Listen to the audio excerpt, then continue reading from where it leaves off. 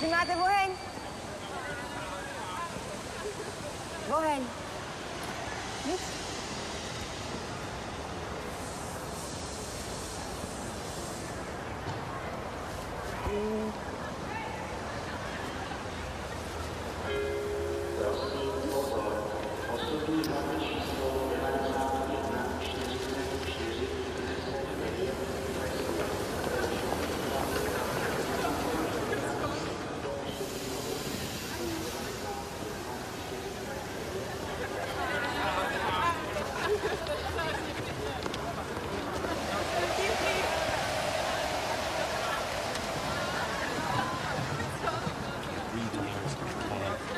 Now I got these college kids like a discotheque. Listen. I'm sorry. You are a nice boy, but I'm too beautiful for you. Goodbye, Brad from America. You want one more kiss before I go? Are you kidding?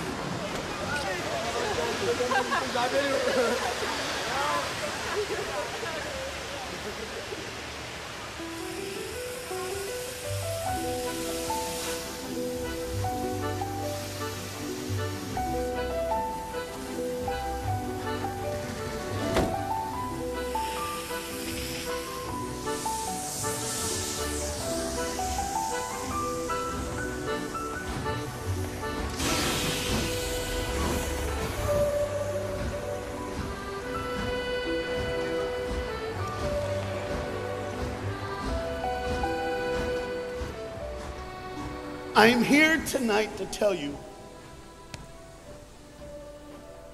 about a father who loved his son and a son who loved his dad. The way this story is going to unfold for you is a little bit different because I want to bring it to now.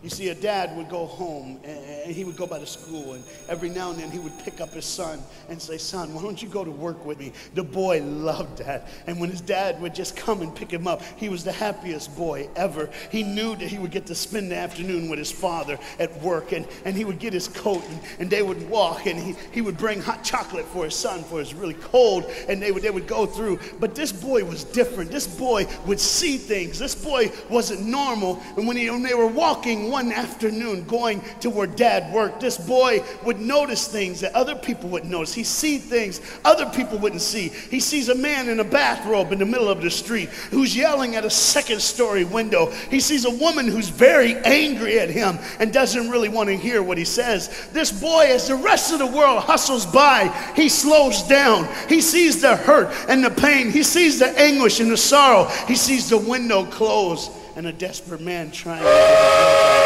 What he did doesn't matter. That he hurting is all that matters.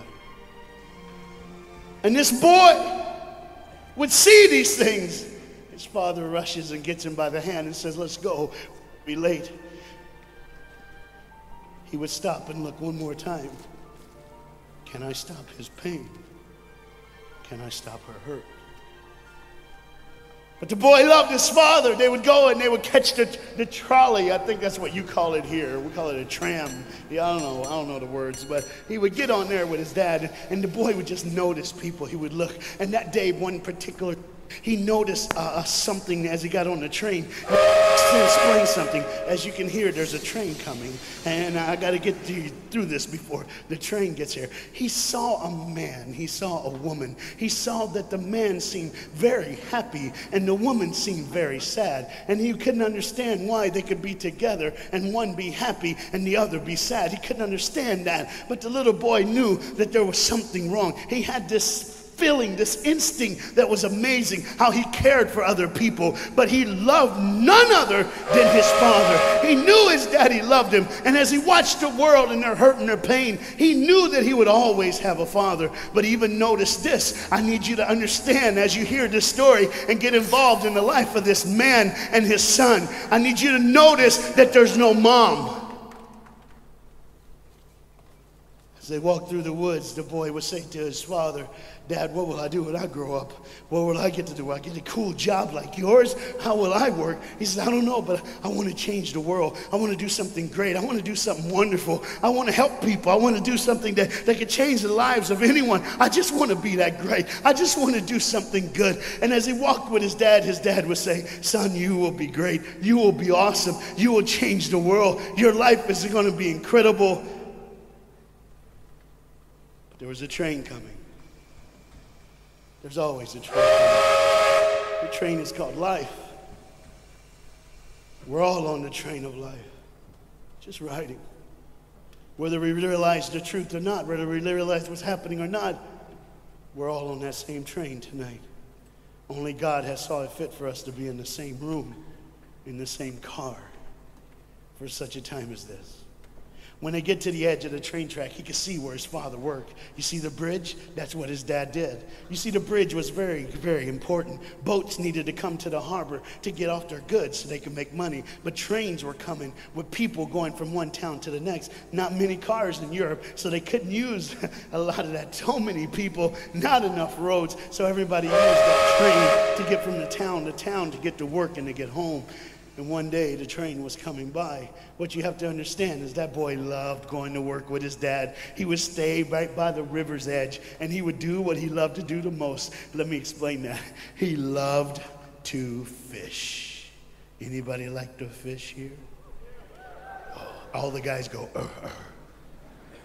The dad looks at his boy and he says, son, now remember the rules. You got to stay right here because I can see you from the window right here. Don't get out of the sight of this window because you got to stay there so I know you're safe. Catch you something good to eat. But as you can hear, the train's coming.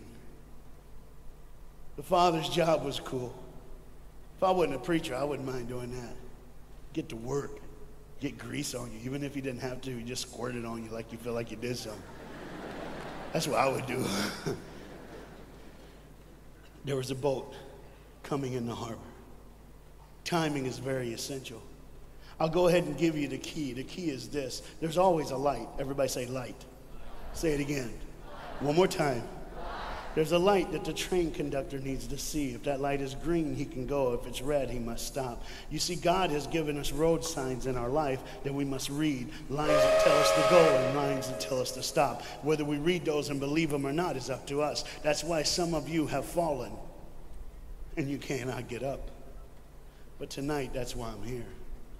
The boat needed to come through, so he called, and the man said, okay, I got time. It's a long time before the train should come. So he pulls the lever, as you just saw, and the big, huge steel bridge, the gears started turning. They started cranking the steam. All of a sudden, gears are moving, and that big, huge bridge is just starting to go up. As it rises higher and higher, he has to watch and make sure everything's set, everything's good, everything's fine. As he looks out the window, he could see everything, but the dad, being a good dad, keeps one eye on his work, but the other eye on his baby. One eye on the world, but the other eye on his children. You think God doesn't know where you are? He keeps one eye on his world and one eye on his child. No matter what you've done or where you've been, it's one eye on the world, but the other eye's on you. He's watched you and he's kept you. Even though your train is coming down the track, he understands that. And even though sometimes, I don't want to get ahead of myself.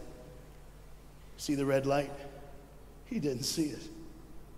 So many times we don't see the red light. See, to just say the train was early. The boy can hear and see the steam. And he looks and says, Daddy, the train. Daddy, the train's early. Daddy, you got a daddy. Hey, Daddy, the train. Daddy, the train's coming. But the dad was looking at the gears, making sure he had enough oil, making sure there was enough steam to get the bridge back down for the train. And the boy knew one thing. Now listen, the boy knew that his dad one time showed him where the trigger was. It was a red lever. If he pulls it, the train bridge would collapse down fast and the train would be able to come across. All the boy knew was there were people on that train. There were people that needed to be saved. There were people that had, some of them just with their friends having a good time, like everything's fine. They did not know that the bridge was up. They did not know what was coming. They're just living their life like you and me, just going down the road, just being our own thing, doing our own thing. And the dad all of a sudden hears the train coming. He looks and then he said, oh, my son. He looks out and his boy's gone. He's like, oh my God, where's my son?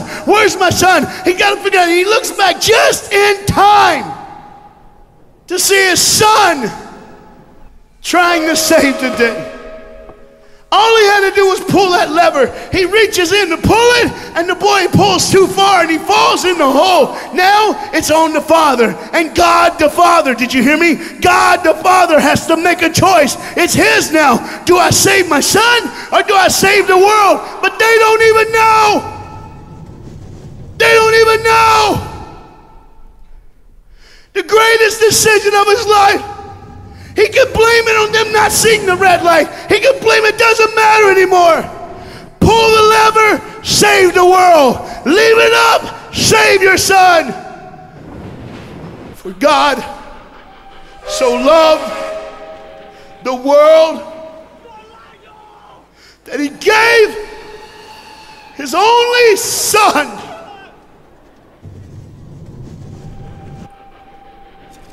Whosoever believes in him will not perish. 3, 2, 1. It's over. And they didn't even know. They never would know. They didn't even know. The train goes by. It's fine. Everything's cool. The bridge is down. Just like always. It's always going to be down. Are you hearing me tonight? He gave his only son. For God so loved the world that he gave. And you know what's amazing? I wonder what God did right when his son died on that cross. When he breathed his last breath. When he took that breath and he breathed and it was over. Here's what the Father would have looked like. They didn't even know, just trying to think of their life. Just trying to figure out what they're going to do next.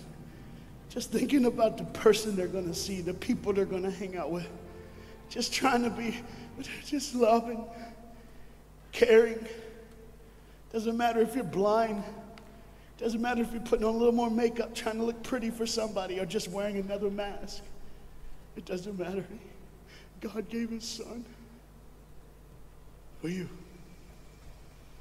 What will I do when I grow up? Where will I go when I grow up? What can I change? And there was a girl in the bathroom on the train, liquefying her heroin to shoot up one more time. He died for her. He died for her. But in one moment, are you listening? In one moment, as the Bible says, everybody gets a chance. In one moment to see the look of the Father when he knows when you realize what he did for you, when you realize the sacrifice, when you realize he let his son die so that you can live, when you realize what he did, no matter what you're doing, no matter where you're at in this life, no matter what you're a part of, you gotta stop. You gotta stop. Even if it's for 1 second, and think, my God, he did it for me. He did it for me. And I pray to God you drop what you're doing. Drop what you're doing. With all the pain and the hurt and the sorrow in the world, he did it for you. That's why you're so quiet. You see, the train's coming. The train's coming. Everybody has things. You have ways of I don't want to do that. I don't want to, but why do I keep doing it? Even Paul said, why do I do? My flesh tells me, and I do what I know is wrong, and I don't do what I know is right. You got to understand tonight, the fight is on, and we can win. We become more than conquerors through Jesus Christ. And I'm not preaching just for me. I'm preaching on behalf of you. But what you got to understand is there had to be a moment in those 3 days when Jesus died on a Friday and rose again on a Sunday. There had to be this moment. Go ahead, look at the screen. When it was just God and his baby and his son.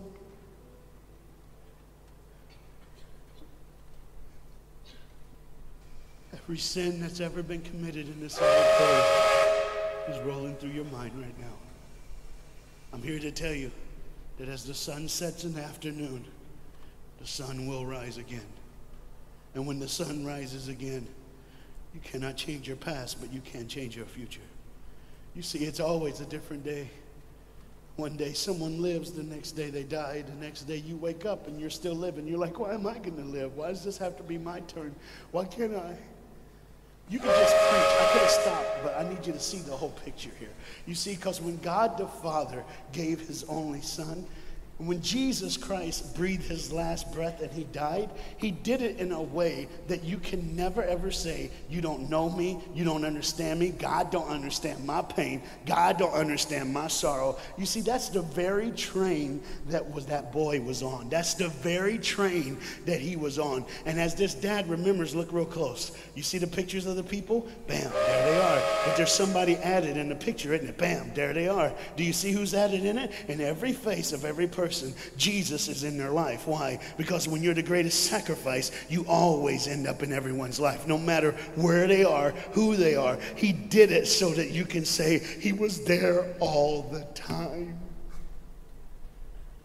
waiting patiently in line. Jesus Christ was there all the time. And the train keeps going. The train keeps coming. Train keeps moving. People keep living and people keep dying.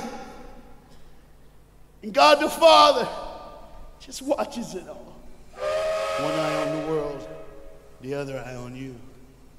Some of you are starting to figure it out. You're like, what is he looking for? Just one girl. Because see, the whole horrible day, God only had his eyes on one person. And it was just a day on the street corner. When he walked by, he saw a girl with a babe. And she saw him. Do you get it? Old things are passed away. Behold, all things become new. He did it so that we can live. No matter what the sin, no matter what the pain, no matter what the sorrow, the sacrifice was perfect. It was perfect. And it was for you. And God the Father watches it all unfold. And all he can say